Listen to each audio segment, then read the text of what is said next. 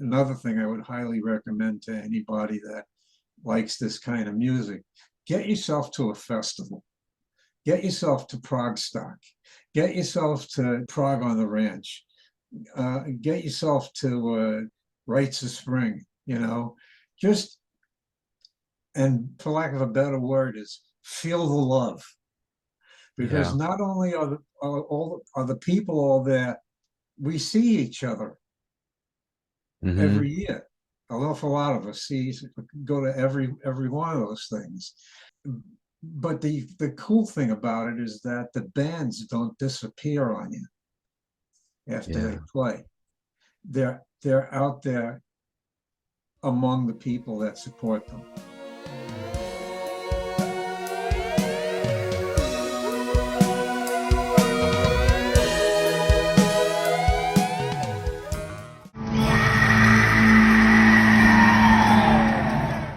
Listen to the Vibes.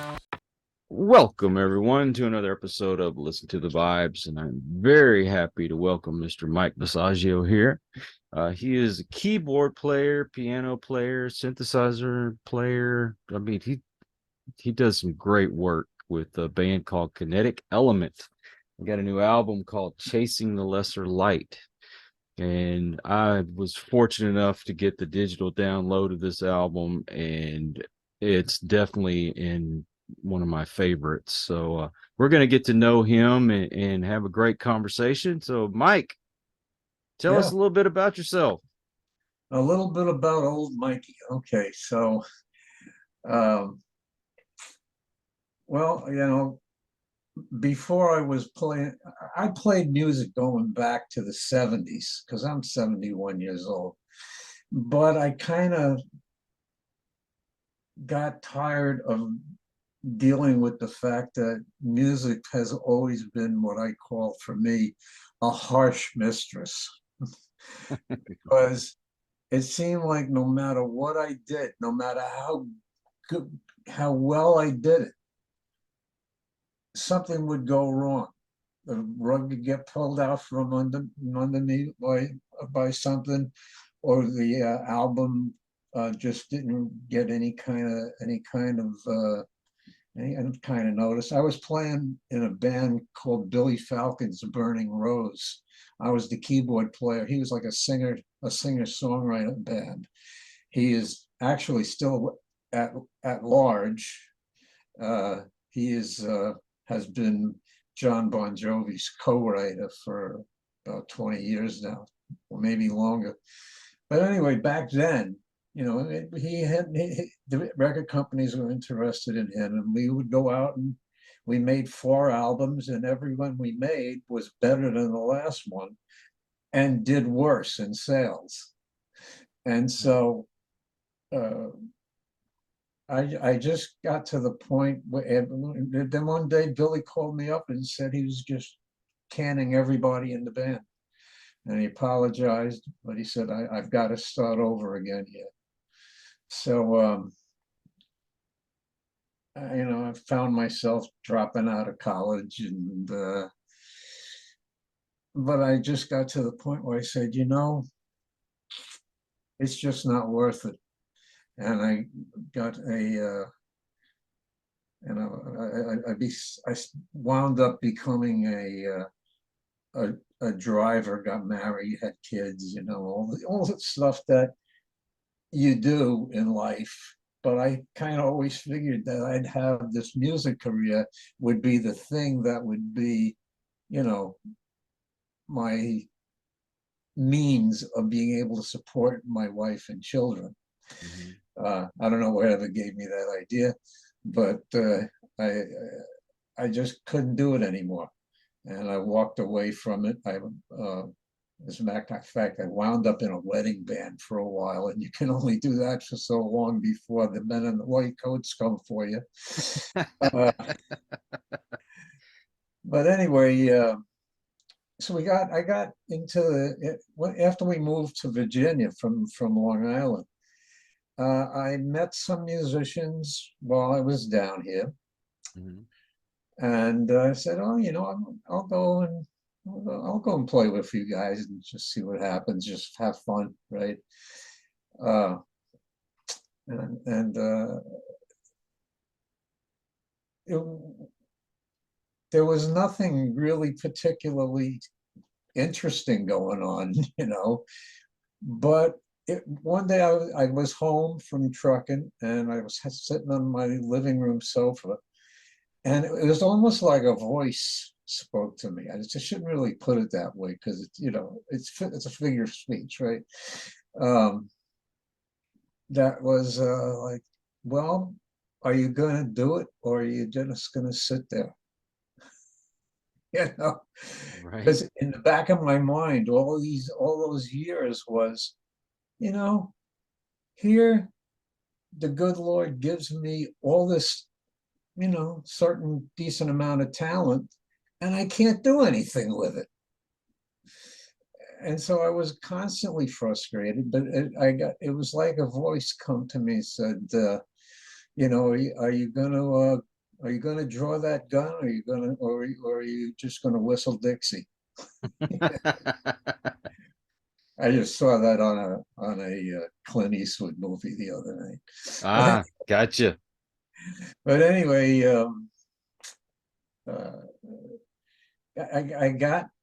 I just said I'm going to start writing this stuff, flushing it out.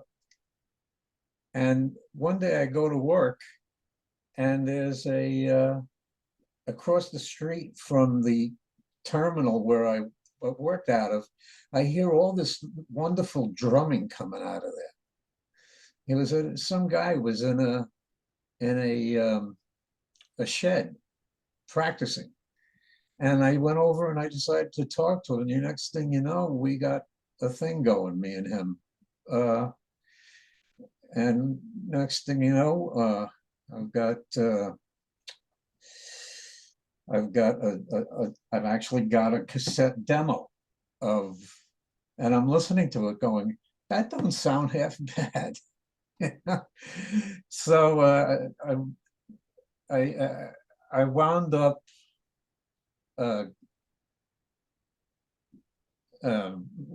still playing around people here in Richmond, Virginia, and I went to play at a charity gig. They called it the Richmond Rock Exchange, where you would go and you would go and sit down and play, classic rock tunes with guys that you never met and never rehearsed with, but somehow everybody knew the songs. So, because everybody knows Creedence Clearwater, everybody knows Tom Petty, so we're able to just sit down and play it in front of an audience. So I look over there and there's this drummer. This guy is still with me. His name is Michael Murray. He's quite an interesting character, and he also is a very good drummer. And so we got together and we did some things in a basement. And I said, Mike, I'd really like you to come in. I've got this idea for a project. And he didn't want to do it. And then about 9 months later, he calls me up and says, I think I want to come throw in with you. Because he was playing in a band that was just god awful. Oh no. I mean, a guy's talent is clearly head and shoulders above everybody else in the band, right? Right. So we did. We went, and I went and hired out a studio. And I heard him play this stuff, and I just said, man, that is sounding good. The next thing you know, I've got Michael's bringing in a bass player. And so here we are now in late, I think must be about 2006. And we go in there, to go into that little studio. And we did a trio album. It was me on the keyboards, Michael on the drums, and a bass player named Matt Harris here in Richmond. And I put out a solo album, and it's called Starship Universe. And the reason it's called Starship Universe, because that's going way back to when I was in Billy Falcon's band. The guitarist always used to make fun of me because I was the only guy in the band that was a big, like, yes, and progressive rock fan. And so we'd be at practice and he'd look over at me and go, Starship Universe. That was his way of saying, what are you doing playing that stuff? You know, we're here to play rock and roll. But anyway, I named it after him, after that thing that he said. And the next thing I know, I don't even know how, but all of a sudden, I can't remember how. There's a fellow named Sean Tonar who runs a website called Progressive Ears, and it's a place where you can go and discuss progressive rock, and fans and musicians all go there to talk to one another. So I find out, hey, we have a review. Oh, no kidding. We have a review. Who is this guy? Why did he write a review about us? Got hold of him. He said, yeah, somebody gave me your CD and I quite like it. So I'd like to I figured I'd just do something for it and let people know that it's out there. Well, I guess it was a little while after that, we got a guitarist who is like I don't know if you know who Steve Howe is. Oh, yeah. But so it was like being in a band with, me and Michael and Matt are like, we're okay players, right? Like as I said, a lot of people like what I write, but I know that I'm not in the same league with somebody like Keith Emerson as a player, right? But anyway, we get this guitarist who played incredibly like Steve Howe, and he completely changed the sound of this band, completely revolutionized it. Next thing I know, I'm back in the because meanwhile I'm on the computer constantly, just networking, finding out I became obsessed. Who's who in this progressive rock world? What are they doing? What kind of music are they putting out? And I began to, learn a lot of the names, because the progressive rock world really got a big kick in the butt in the mid-90s. And I was utterly unaware of it, because I was out driving trucks, right? But this fellow, a fellow by the name of Kevin Gilbert, had really made a dent in this thing. People still love him to this day. But I began to, by starting to listen to his music, I started being led by other people into other bands. And I started to realize, you know what? I said, we could hold our own with these guys. Right. And I decided to just start going after it a lot. Of course, my wife wasn't too thrilled with that, because I didn't give her enough time anymore, which is for all you aspiring musicians, if you're married, that's your warning. Yeah, I hear you. If you go for it, you gotta have a big adjustment in your marriage. But anyway, the first album we did was called with Todd, the guitarist, was called Powered by Light. Mhm. And I had made, you have to take this whatever you think it's worth. I made God a promise. And the reason I made God a promise was because I was in the basement in my house and getting pretty pissed off at God for giving me enough talent to do something meaningful and not being able to do it. And I just yelled at the ceiling. I said, "What do you want? What do you want from me? You give me all this ability and I can't use it." And I don't know how to explain it to you. I just happen to have one of these. This Okay. Starship Universe. I don't know how to explain this except I saw it. For a split second, I saw it. And I looked up at the ceiling and I said, "All right, I'll do it." And the next thing you know, I got Todd and I got, the band. I got Todd in the band. We made an album called Travelogue, and Travelogue put us on the map. I mean, we weren't what you would call, anywhere near a big deal, right? But the reviews we got for Travelogue were just spectacular. And so the next thing I noticed, we lost Todd. Todd, it's a long story. Lost Todd. I got this guy, Peter Matuchniak, on guitar now. Peter is a very well-known progressive rock guitarist. So you can imagine when he said he wanted to join the band, I was like, "You have got to be kidding me, right?" No, it says, meanwhile, he lives in California.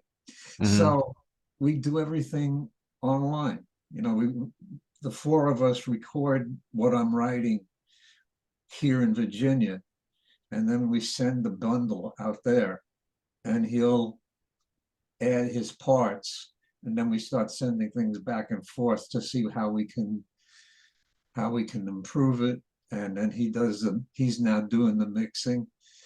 At one point, hey, here's another, I've been telling you, like things have happened for this band that didn't really make any sense. Like, where'd this come from?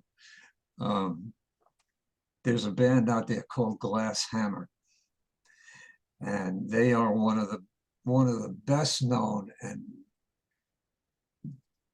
they're a couple of geniuses, and they run a studio in Chattanooga, Tennessee. And I let it out there on Progressive Ears that we were going to be looking for a person to mix the album so that it would sound as professional as what I thought it should sound like. I didn't want it to sound like Powered by Light, because Powered by Light, I mean, definitely didn't want it to sound like Starship Universe, because I was completely amateur. But I want Powered by Light could have also been a lot better in terms of sound and how we recorded it, because we didn't know. And we had an engineer that I thought was able to do it, but apparently he didn't really understand the genre either. But Steve, there's two guys, Steve Babb and Fred Schendel. Bab's a bass player and Fred's a keyboardist, and they have got like at least a dozen albums out. So he one day again, I was in my office, just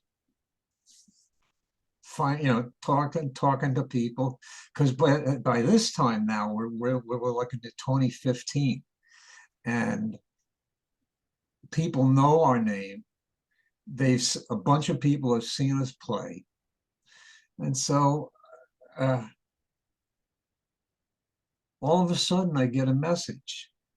Hi, Mike. This is Fred Schendel from Glass Hammer. Oh, wow. I said, oh, yeah, I've heard of you, Fred. You know, I said, everybody's probably heard of you, you know. And he goes, well, I just want to let you know, I know you're looking for someone to produce and mix your album. And I said, I just want you to know that Steve and I want the job. Oh, wow. So I said, okay, you know, of course it's going to cost you, but Of course. they needed business for their studio. Mhm. I needed somebody that was, you know, of that caliber of individual. And so I made the sacrifice, paid him to do it, and that album, all of a sudden, I finally started getting calls to play the festivals, and all you know. See, in progressive rock, the festivals are like the holy grail. Mhm. You there are some artists who are so in demand. They play all the festivals. They play this thing called the Cruise to the Edge. If you've heard of Close to the Edge by Yes, Mhm. there's something out there called Cruise to the Edge. And Cruise to the Edge is like you know, you get on a big boat and you go and make ports of call, and the boat's jam-packed with a couple of thousand prog rock heads and about 10 or 15 well-known bands. Uh, and it's like taking the festivals and moving them out to sea. You know, so but I don't get to do that. But I have gotten now to play. Now we wound up with another album in 2019 that we called The Face of Life.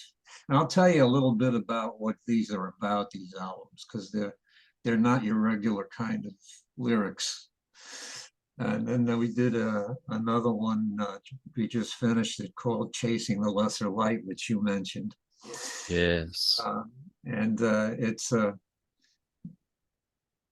anyway, every album has gotten better reviews than the last one, but now we're at the point where we have played all the progressive rock festivals in North America, the Oh, ones no that way. exist now.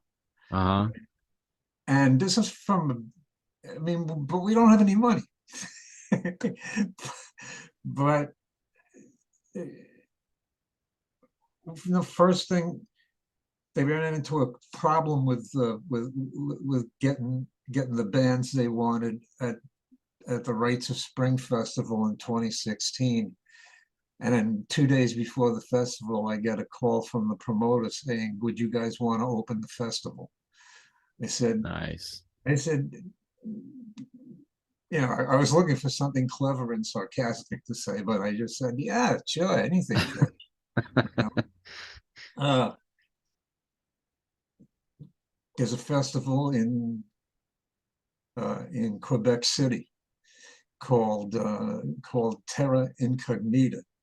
So we actually did both of those in the same year, which, you know, for a band that really has not had anything going for it in terms of prestigious shows, you know, it was a surprise. A couple of years after that, we went on something called Progtoberfest, where we went out to Chicago and did that. And then so that was in 2019. And then in 2020, then it was another couple of years before we got another show. In 2021, we played at a place in Florida that runs a festival called Prog on the Ranch, because the person who's the promoter actually bought a farm and set it up to do concerts. Oh, So, sweet. so we got to go down there and do that. It's also called Progoween because he has it on October 31st. And then I guess later it was probably early in 2021, or maybe it was before that, I don't know.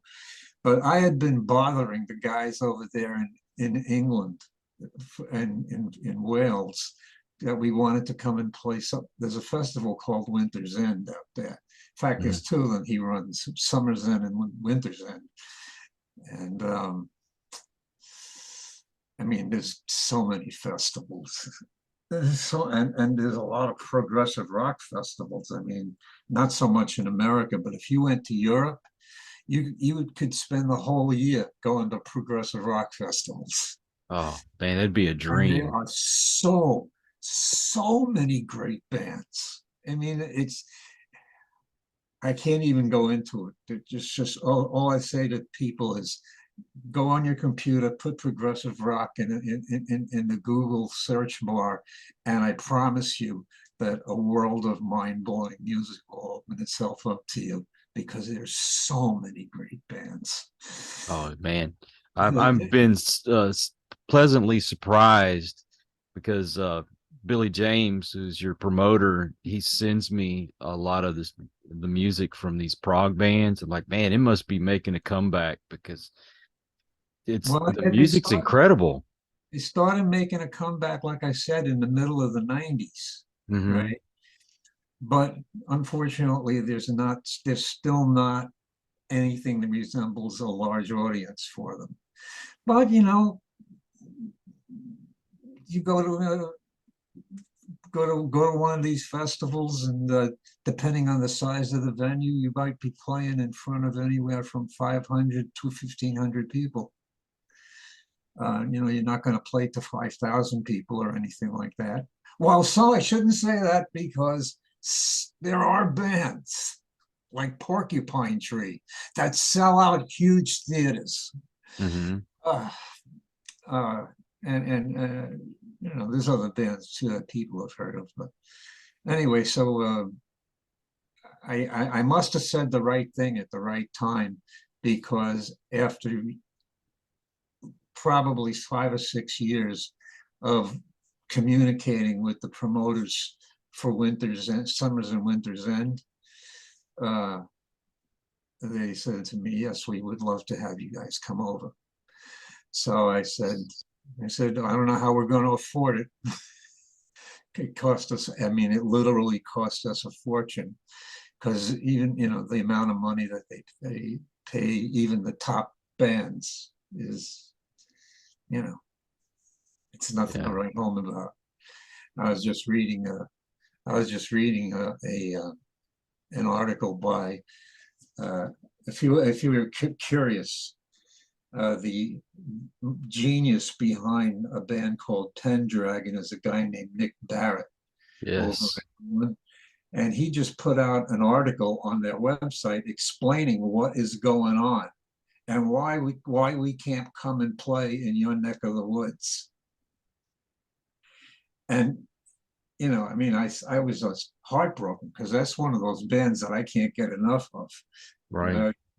Everything they do is it's just pretty awesome, in my opinion. So that's a lot about the band, and to a certain extent, something about me, because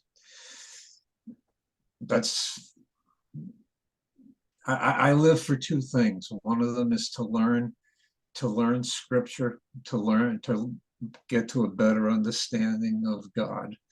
And I have written, Awesome. I've written some, all of our albums are spiritual in nature. They're not religious in nature, but they are spiritual in nature. And, I have had people tell me that some of my stuff helped them get there, turn themselves around from some really bad stuff they were in. And it's just a matter of saying, you know what, I'm going to listen to God instead of, CNN Yeah. Amen to that. or Fox or whoever you like to listen to. So to me, we've gotten so lost in Yeah. trying to get the better of one another. And that's Yes. not what this is supposed to be about, So there's that. And the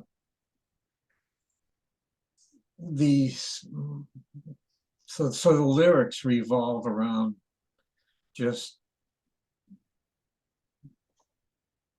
things that have to do, for lack of a better way to put it, I say I'm always looking to spread light in my writing. Awesome. I might not get everything right in my lyrics exactly the way, you know, the way our creator would have me do it, but I give it my best on every album to just tell people, you can be what God says you can be. You don't have to take it. You know what I mean? Yeah. Yeah. It So seems like people have made politics the new religion.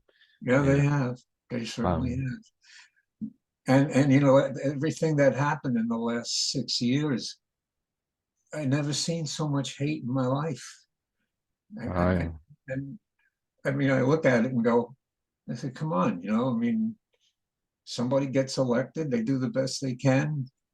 You don't like them, you pick the alternative next time. But you don't go online telling everybody how they're evil because of what they think about politics. I mean, that's just, to me, that's just stupid.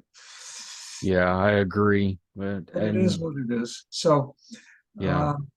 if I at some point, and the other thing about me is that I've gotten ill. I've got I've I've got there are several things going on and within my flesh that are messing me up pretty good right now. Uh, um, so I always say to myself, I just want to get the next one done before the Grim Reaper shows up, because I know he's coming eventually. It's just but I will give it heck the whole time I'm breathing. So uh, I don't know. I guess that's about. I mean, I could probably think of more things, but maybe that's enough. I don't know. well, I have to say, Billy sent me this album, and the production on it is incredible. Yeah, Uh, you got to get Travelogue. You got to get The Face of Life. The yeah, production is just as good, and they're a little bit more what I'm really into. I mean, this business with the going back out into space, reviving the space program. That was Peter, our guitarist. That was his idea, and he had a couple of tunes that he wanted to do of his. And why I might also say he's got like 7 or 8 uh, of his albums of his music, and his name is Matuchniak. Matuchniak, and he is worth listening to just for himself, just for what he does. well, But he's the one that came up with the idea, and then I started fleshing out what that idea brought to his original idea brought some things into my mind and my heart. And one of the things I guess I was thinking about was, you know, like 50 years ago, for what, you could probably come up with a whole bunch of different reasons why the United States had a space program, or why the Soviet Union had theirs or whatever. But it struck me how, in the Western world anyway, everybody was gung-ho, we're mankind. We're gonna accomplish something, right? And of course, the United States had to be the one to carry it out because we're the only ones who will be willing to print the money. Right? Right. But it got done, And so I said, imagine what kind of shape might the world be in if we had just kept that vision of that we're one human race.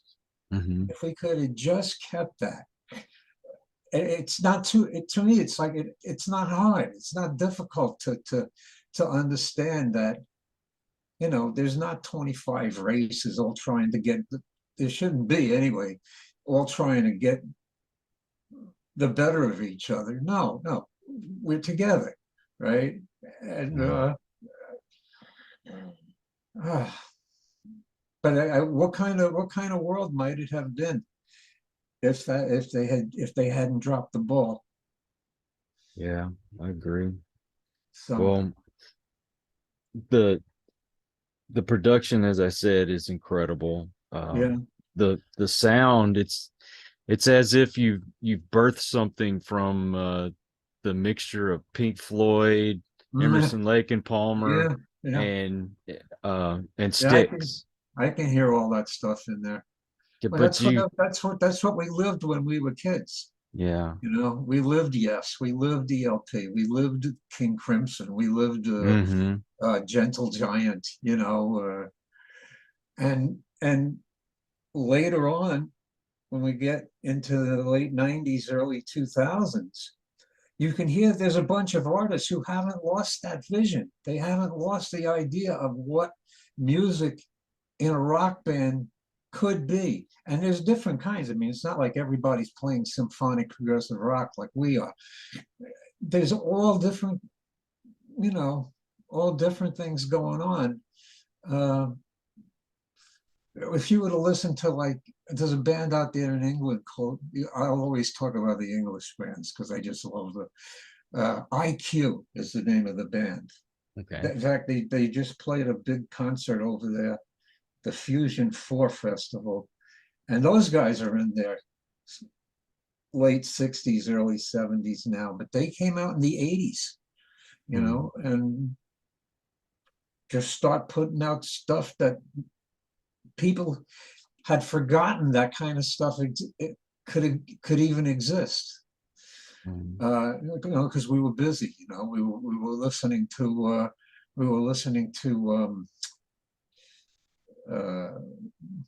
what can I think of what it's called? Well, you know what 80s music sounds like. Oh, pretty much. yeah. We were listening to that. We were listening to Like new wave and all that kind of stuff. And new wave, right? I was in a new wave band once. Oh, really? Yeah. Are we bringing back memories? It was so funny. It was so funny. I remember that. It was.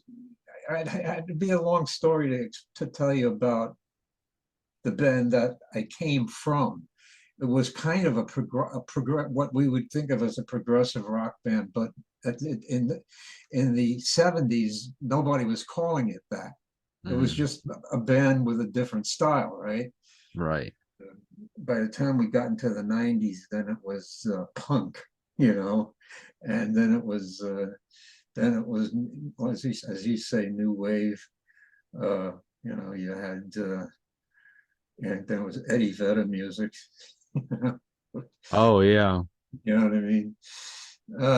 Etc. Yeah, grunge, all that kind of stuff. Yeah. Right.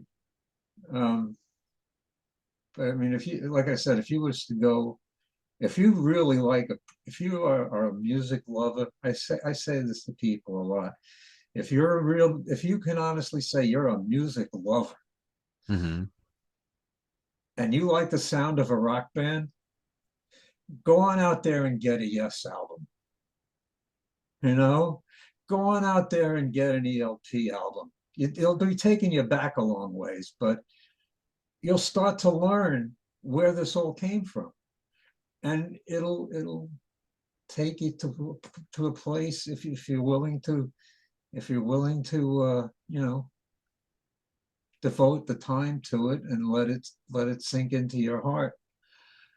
You'll start to feel like, you know what, we can love each other. We can do it, and we can live in the light, and that's kind of, I guess, where and that's where Kinetic Element is. I like to think.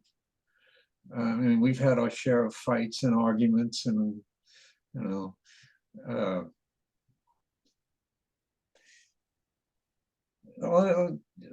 we got a I told you about Peter, the guitarist, Michael, the drummer. He's like a sort of a combination jazz and rock drummer.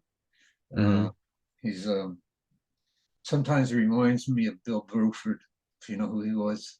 Yes. Sometimes, other times he reminds me of like Danny Serafine of Chicago back in the. Oh yeah. All right. John, the singer, his name is John Coleman. I nicknamed him Saint John Coleman because he just seemed like it just seemed like he was such a good guy, but he's like somewhere in between John Anderson and Roger Daltrey, in my opinion. No way. Somewhere in the middle of that. And I'd say if I was going to categorize myself, I would say I'm probably closest to Tony Kaye, who was in Yes. Yeah. And maybe Tony Banks, although I don't have the chops that Tony Banks has, the guy from Genesis. Yeah. And then you got Mark, the bass player. Playing with Mark is like, I say this meaning it from the bottom of my heart. Mark is like having Chris Squire, Mike Rutherford, and John Entwistle in the band all rolled together at the same time. he just has a way of, and he's very melodic, and he's entirely too loud, and he's very good at bringing the whole thing together on his instrument. I listen to him play and I go, how did I miss you for so many years? Because I met him on Facebook, and he was playing. He still plays in a band called Poisonous Crew. Oh. They're Motley Crue and Poison tribute act. That's a funny combination. Plays in that band, right?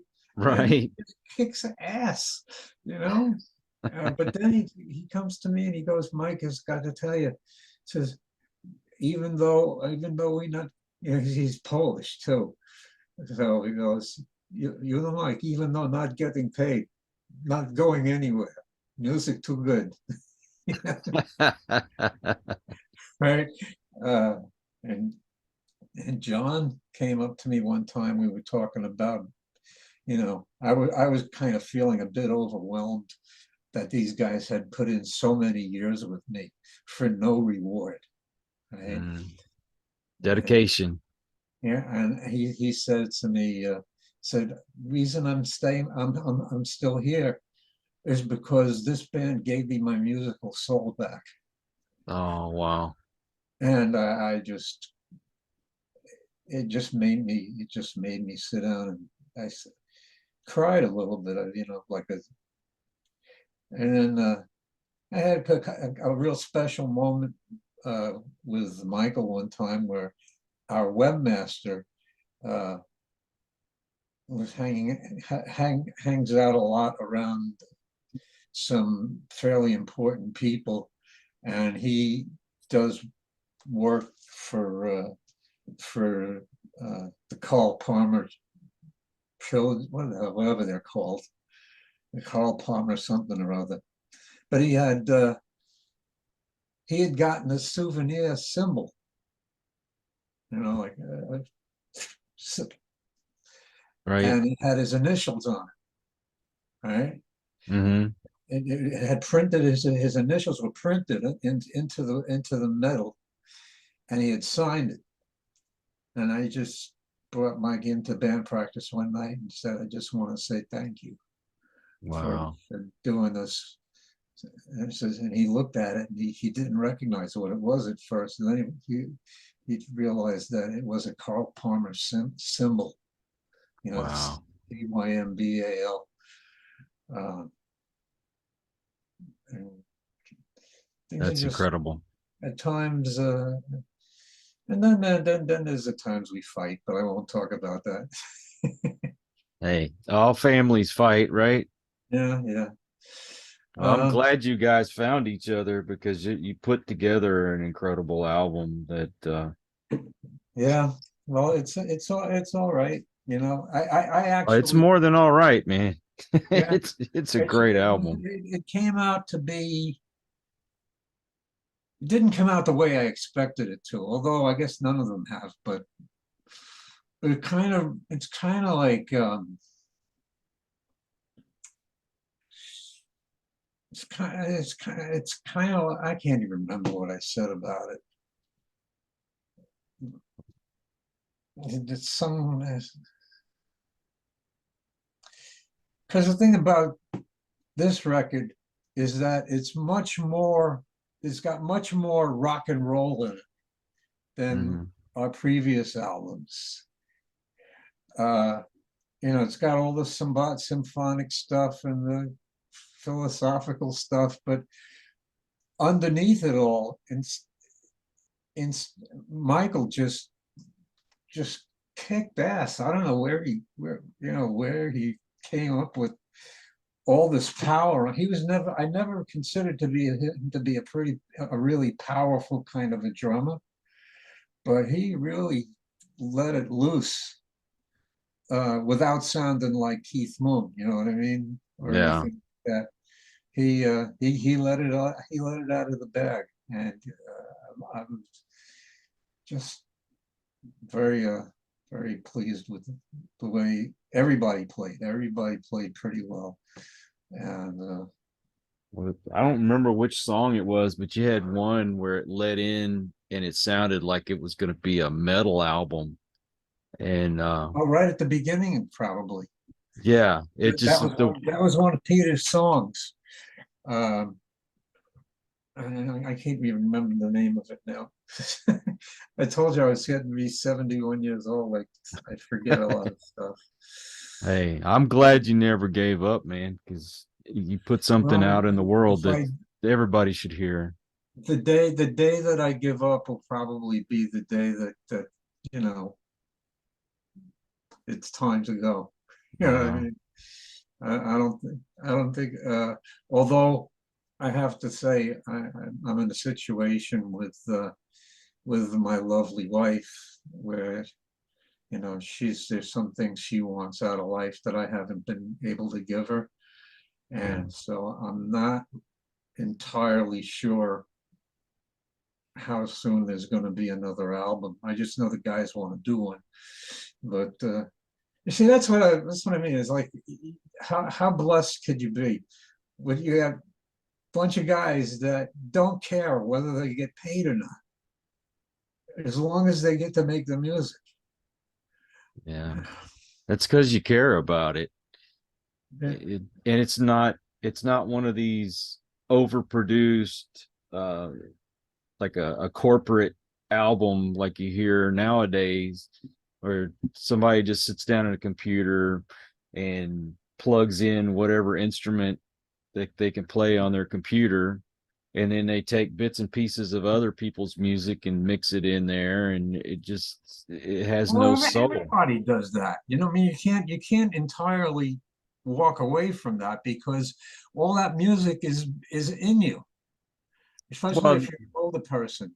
All that music's it's in here someplace. yeah, I mean, I but can't for the life of me think of myself playing disco music. Right? right, Or I can't for the life of me think of myself ever attempting hip hop, right?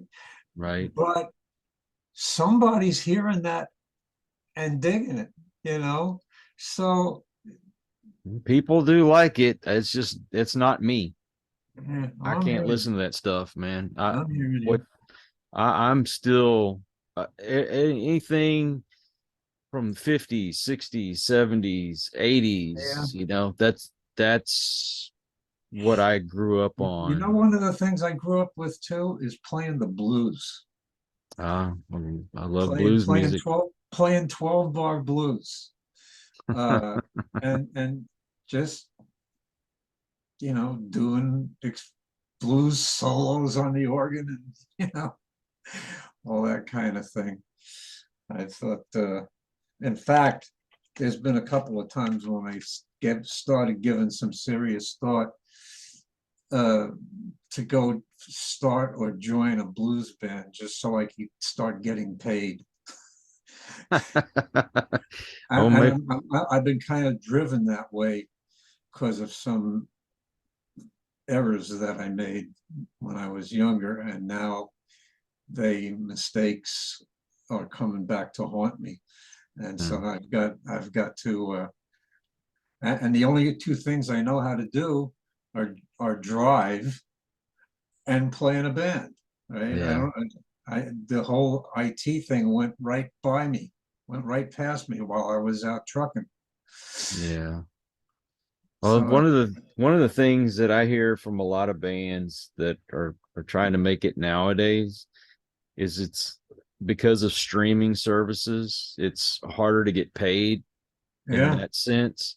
Your yeah, money is going to be in touring and merchandising and that kind of thing instead of album sales. And uh, it's sad. I mean, there was the day when you went to the record store and you bought that vinyl, and the band's going to get paid from all those album sales. And now yeah, you got like Spotify. I mean, I'm not gonna lie, I have Spotify on my phone. I like yeah. being able to just punch it in and pull it up, but you don't get paid like you Yeah. would from that album sale. Which is, you know, one of the nice things about being in progressive rock. And I don't know how it is in other genres, but one of the nice things about it is that the fans love their physical product.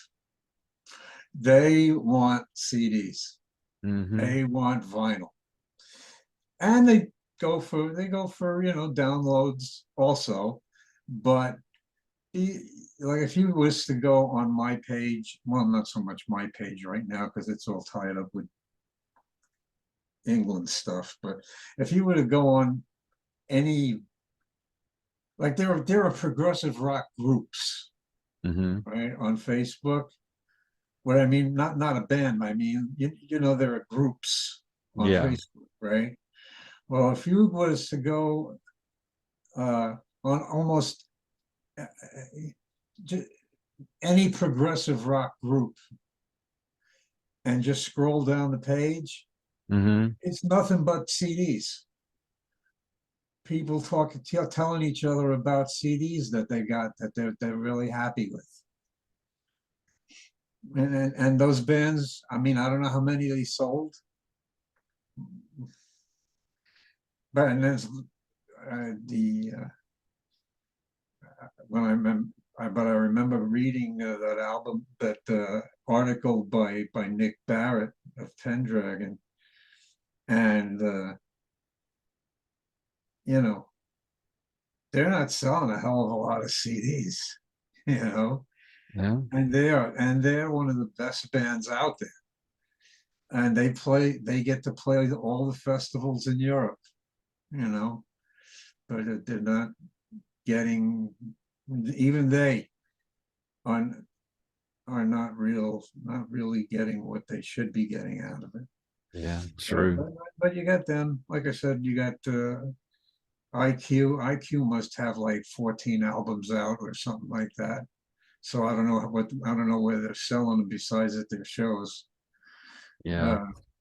And then you go to the festivals, which, by the way, I would another thing I would highly recommend to anybody that likes this kind of music: get yourself to a festival, get yourself to Progstock, get yourself to Prague on the Ranch, get yourself to Rites of Spring, just and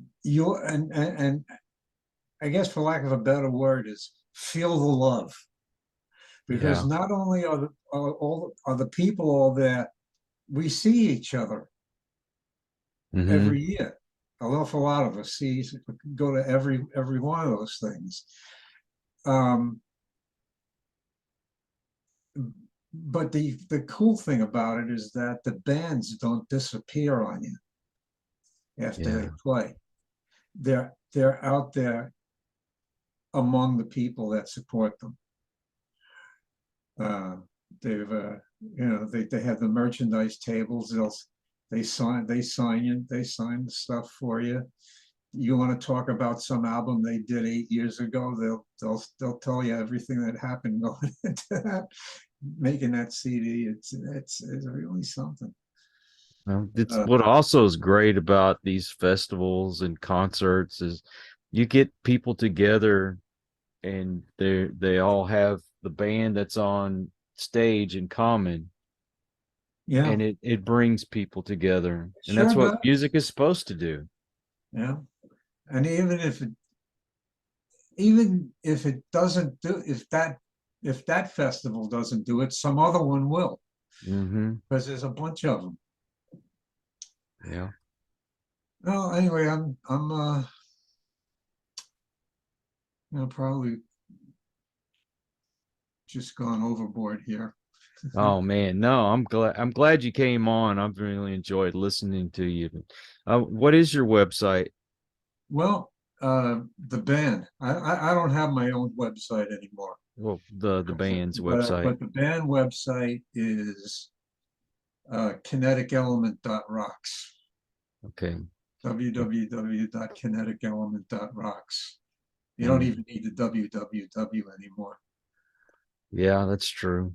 And you can purchase the album on there, the download. There's links to actually, to be honest with you,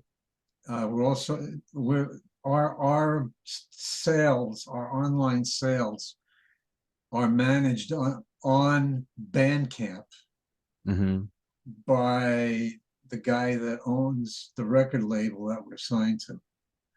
He does that for a lot of bands. His name is Nick Katona. He's a guy you might want to meet, just talk with. He's a guy that his little company has bloomed into something really wonderful. His little nothing company from the late 90s is now one of the major distributors and sales places for progressive rock, and not just for the big shots. Once he starts working with you, he'll get you a prominent location in the website. But it's not Big Road 3. That's my email address. It's Bandcamp.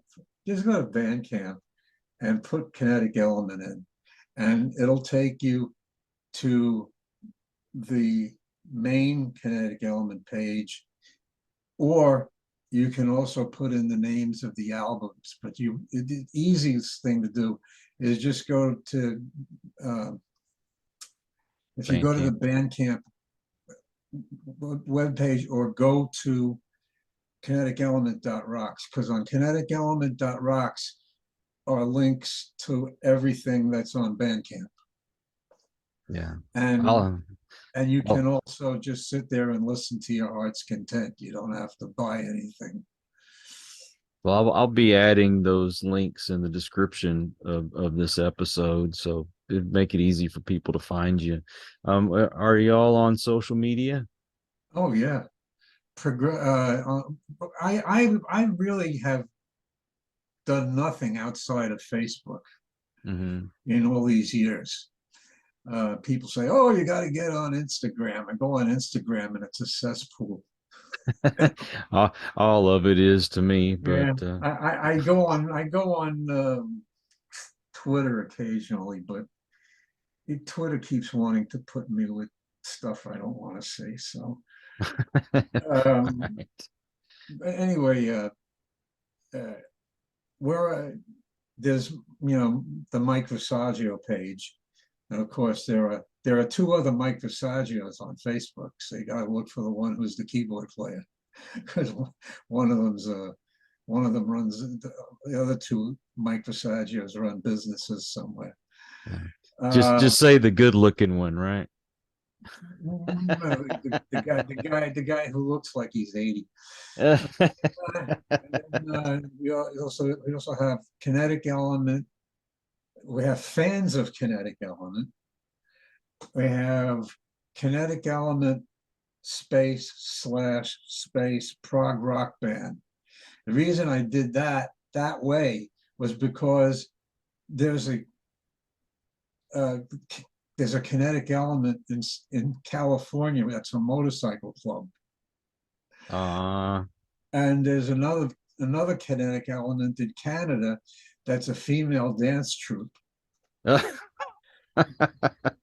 So I put down Kinetic Element /space prog rock band. And yeah, so those are the three. I mean, there's actually a couple of bogus ones that I haven't been able to figure out how to take down, but those are the ones I'm using. So, and you can, I am perfectly. I don't know how many people listen to you, but anybody that wants to send me a message, you guys want to call me on a Facebook, call, a Facebook call, a video call. That's basically what I don't even. I started out, I was using Skype, and then I wound up, it seemed like nobody was using Skype anymore when Facebook came up with this thing that they got on their website now, and it's easier to deal with, in my opinion. So even though I don't particularly care for people that run Facebook, I have to say that they've put me in Facebook jail a few times, because and I was violating community standards because I had too many repetitious postings to tell people about things that were going on with the band. And then, of course, there was back considerable where I was really, really, really into writing about politics. And I finally had to stop because I just wasn't into the hate anymore. Yeah. I just, I've had people tell me that, I'm one of the most eloquent Facebook political writers they've ever read. And, but after a while, I just said, you know what, it's just taken up too much time. And I can't convince anybody. People get their minds made up. So I'm going to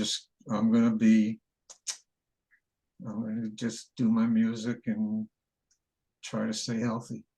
Yeah, I lost my original Facebook page because of a political posting that I made. Yeah. And so I try to avoid it now.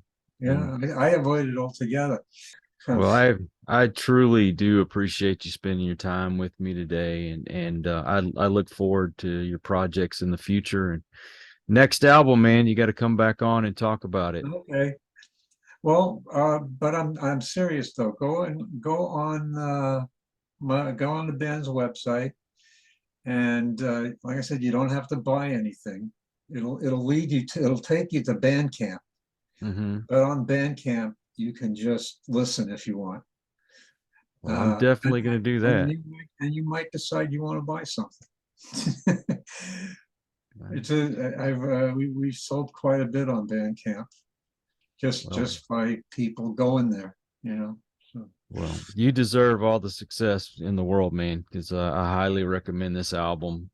If anybody out there enjoys prog rock, this is definitely should be on your list to listen to. But thank you again, sir. I also want to thank all of you out there. If this is your first time at the channel, well, I appreciate you stopping by. Please come back, hit that subscribe button.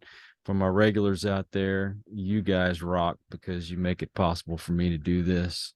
So until the next one, everyone, please take care. Be kind to one another. God bless and peace.